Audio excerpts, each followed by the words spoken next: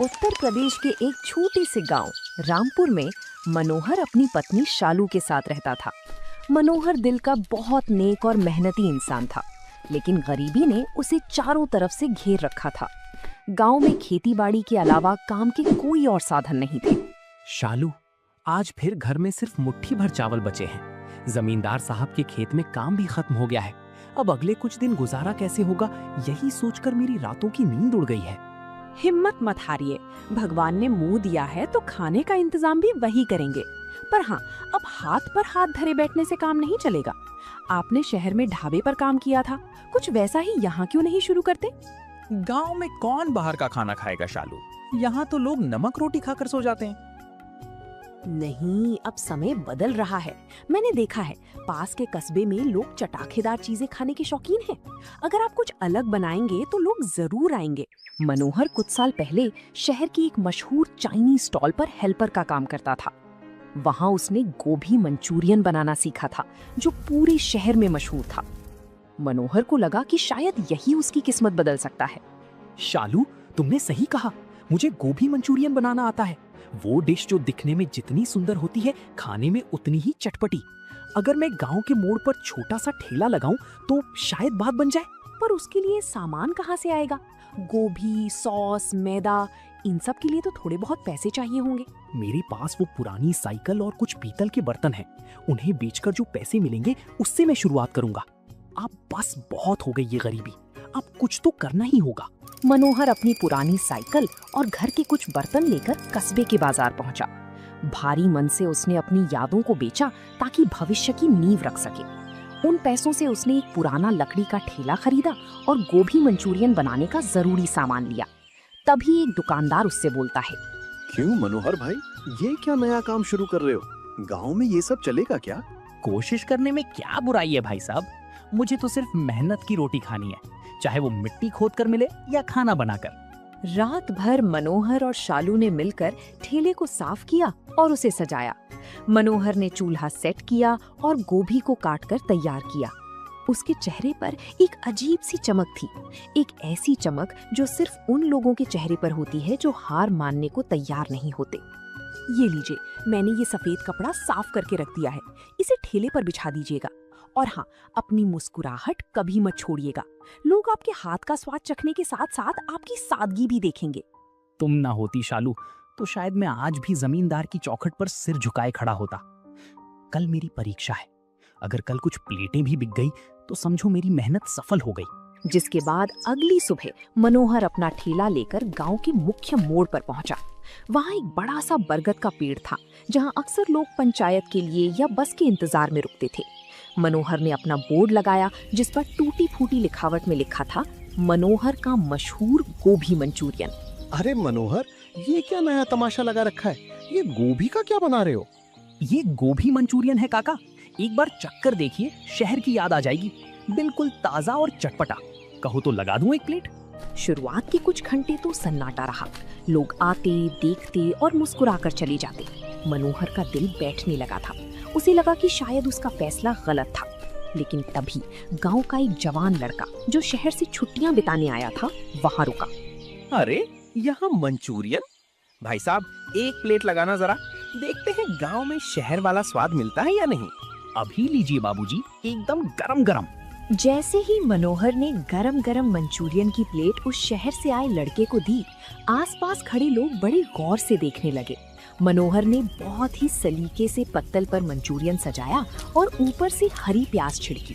तभी उस लड़के ने गोभी मंचूरियन का एक टुकड़ा खाकर मनोहर से कहा, वाह भाई, कमाल कर दिया आपने। मैंने बड़े बड़े शहरों के होटलों में मंचूरियन खाया है, पर ऐसा कुरकुरा और मसालेदार स्वाद कहीं नहीं मिला। गांव की ताजा गोभी का तो जवाब ही नहीं। उस लड़के की ये बात सुनकर मनोहर के चेहरे पर एक बड़ी मुस्कान आ जाती है। धन्यवाद बाबूजी, बस मेहनत है और आप सबका आशीर्वाद। लड़के की तारीफ सुनकर वहां खड़े दूसरे लोगों में भी उत्सुकता जाग गई।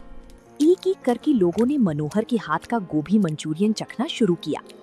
शाम होते होते मनोहर की सारी गोभी खत्म हो गई।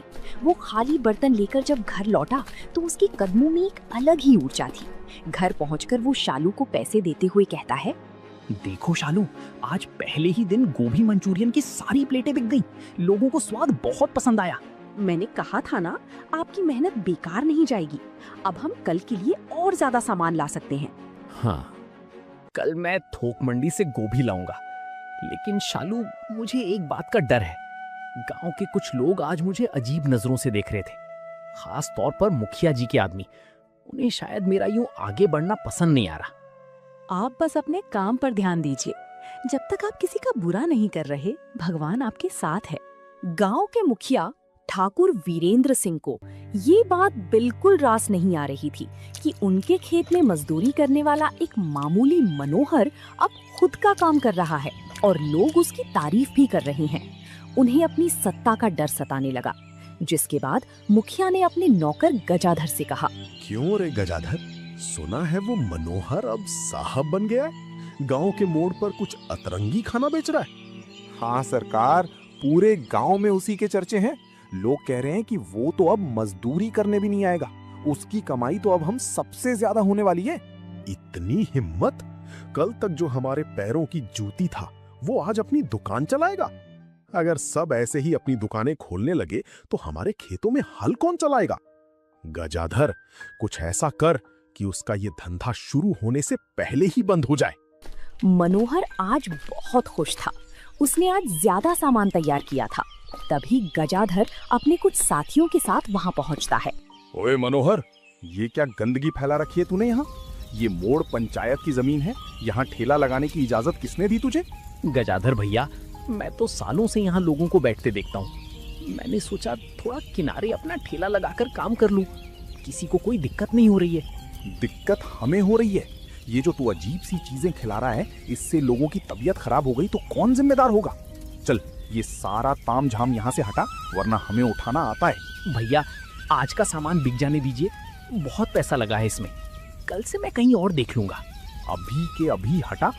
ये गांव है, शहर का बाजार नहीं जो तू यहाँ अपनी मनमानी चलाएगा। गजाधर ने मनोहर का कुछ सामान नीचे गिरा दिया। मनोहर की आंखों में आंसू आ गए, पर वो अकेला क्या करता? उसे चुपचाप अपना अपमान सहना पड़ा। गांव के लोग भी मुखिया के डर से चुपचाप देखते रहे। मनोहर जब घर लौटा तो उसके कपड़े गंदे थे और आंखों में मायूसी। वो चुपचाप आंगन के कोने में बैठ गया।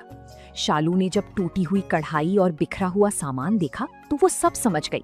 जिसके बाद वे मनोहर के पास जाती है और कहती है, उन्होंने फिर से तंग किया ना, मुखिया जी के आदमियों ने। शालू, गांव में गरीब का सपना देखना भी गुनाह है। गजाधर ने मेरा सारा सामान फेंक दिया। कहने लगे कि ये पंचायत की जमीन है। अब मैं कहाँ जाऊंगा? जो पैसे बचाए थे वो तो मिट्टी में मिल गए। जमीन उनकी हो सकती है, पर आपके हाथों का हुनर उनका नहीं है। वो ठेला रोक सकते हैं, आपकी मेहनत नहीं। अगर मोड़ पर जगह नहीं है तो हम अपने इसी छोटे से घर के बाहर से काम शुरू करेंगे। पर यहाँ कौन आएगा? ये तो गांव की आखिरी गली है। स्वाद ऐसी चीज है जो रास्ता खुद बना लेता है। आप हिम्मत मत हारिए, हम कल फिर से शुरुआत करेंगे, चाहे कम सामान से ही सही। अगले दिन मनोहर ने हार नहीं मानी। उसने अपने घर के बाहर एक छोटी सी मेज लगाई और चूल्हा जलाया, और शालू ने जगह को साफ सुथरा बनाया।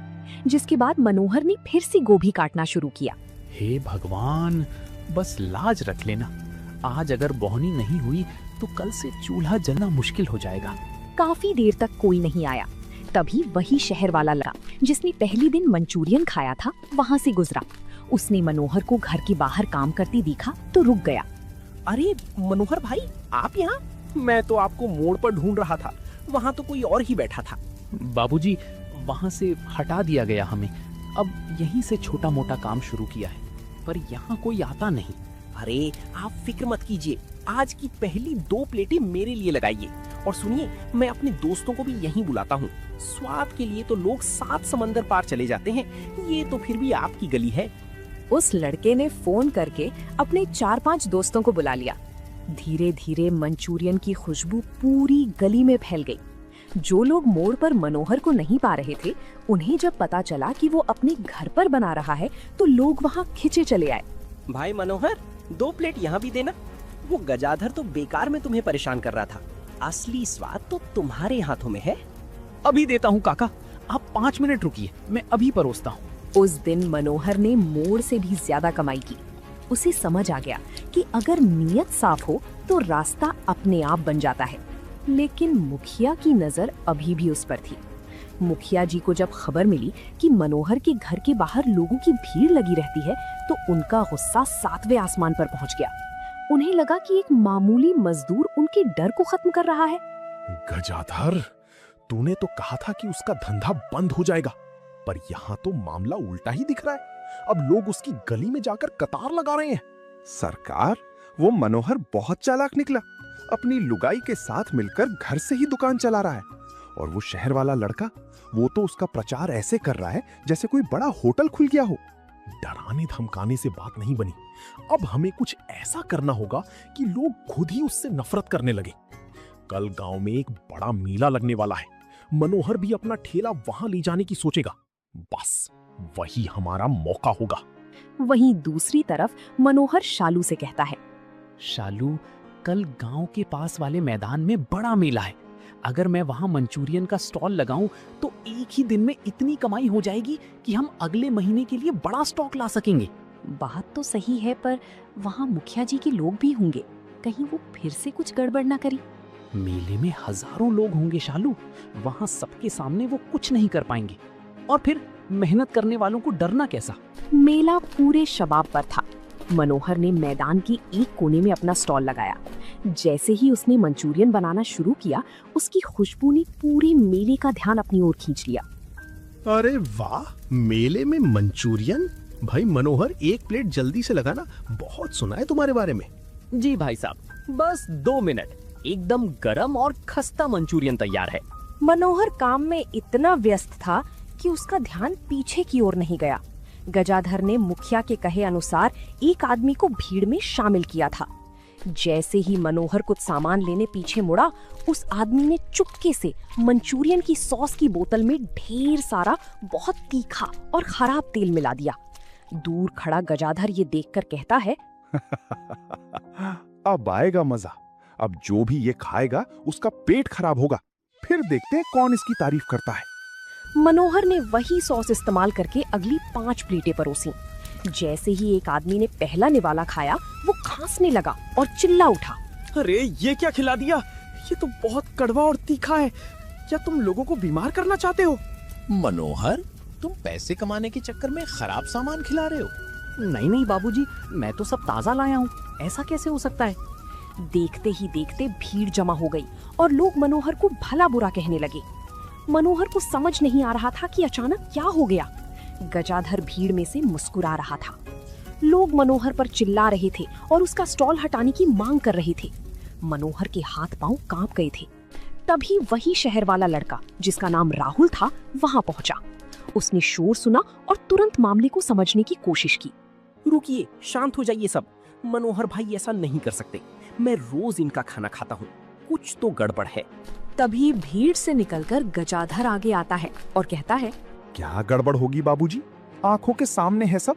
ये गरीब लोग ज्यादा मुनाफे के चक्कर में घटिया तेल और बासी सामान खिलाते हैं। हटवाओ इसे यहाँ से। राहुल ने मेज पर रखी सॉस की बोतल उठाई। उसने देखा कि बोतल के ढक्कन के पास कुछ काले रंग की चिपचिपी चीज लगी थी, जो मनोहर की मसालों जैसी नहीं थी। तभी राहुल की नजर पास ही खड़े एक आदमी पर पड़ी, जिसके हाथों पर वही काला निशान था। ओए, ये तुम्हारे हाथ पर क्या लगा है? और तुम अभी थोड़ी देर पहले स्टॉल के पीछे क्या कर रहे थे? मैंने तुम्हें देखा था। ये सुनकर वो आदमी घबरा जाता है और कहता है, मैं तो बस खड़ा था, मुझे कुछ नहीं पता। सच उगल, वरना अब भी पुलिस को बुलाता हूँ। देख, तेरे हाथ की गंदगी और इस बोतल की गंदगी बिल्कुल एक जैसी है। भीड़ का दबाव बढ़ा तो वो आदमी डर गया और उसने सबके सामने सच उगल दिया कि गजाधर ने उसे सॉस में इंजन का जला हुआ तेल और खराब मिर्च मिलाने के लिए पैसे दिए थे। सच सामने आते ही पासा पलट गया। जो भीड़ मनोहर पर चिल्ला रही थी, अब वो गजाधर और मुखिया के आदमियों को कोसने लगी। गजाधर वहां से चुपके से खिसक गया। लोगों को अपनी गलती का एहसास हुआ। मनोहर भाई, हमें माफ कर दो। हमने बिना सोचे समझे तुम पर शक किया। तुम वाकई नेक इंसान हो। कोई बात नहीं भैया, बस मेरा भरोसा मत तोड़िएगा। मैं मेहनत की रोटी कमाना चाहता हूँ, किसी को बीमार करना नहीं। इस घटना के बाद मनोहर की लोकप्रियता और बढ़ गई। दूर दूर के गांव से लोग उसका गोभी मंचूरियन खाने आने लगे। राहुल की मदद से मनोहर ने अब एक पक्का ढाबा किराए पर ले लिया है। अब उसे किसी के डर में रहने की जरूरत नहीं थी। देखो शालू, आज जमींदार साहब का नौकर आया था, कह रहा था कि मुखिया जी ने भी अपने घर के लिए मंचूरियन मंगवाया है। समय का पहिया देखिए, जो कल तक आपका रास्ता रोक रहे थे, आज वही आपके हाथ के स्वाद के कायल हो गए हैं। मनोहर ने अब अपने साथ गांव की 2 और बेरोजगार युवकों को काम पर रख लिया है। उसने साबित कर दिया कि अगर नीयत साफ हो और साथ देने वाली जीवन संगिनी हो तो इंसान मिट्टी से भी सोना बना सकता है। आज उसे गांव में मंचूरियन वाले मनोहर के नाम से एक सम्मानजनक पहचान मिल गई है। तो दोस्तों, आप लोगों को ये कहानी कैसी लगी कमेंट करके जरूर बताएं और ऐसी कहानियों को देखने के लिए वीडियो को लाइक करें और चैनल को सब्सक्राइब करें।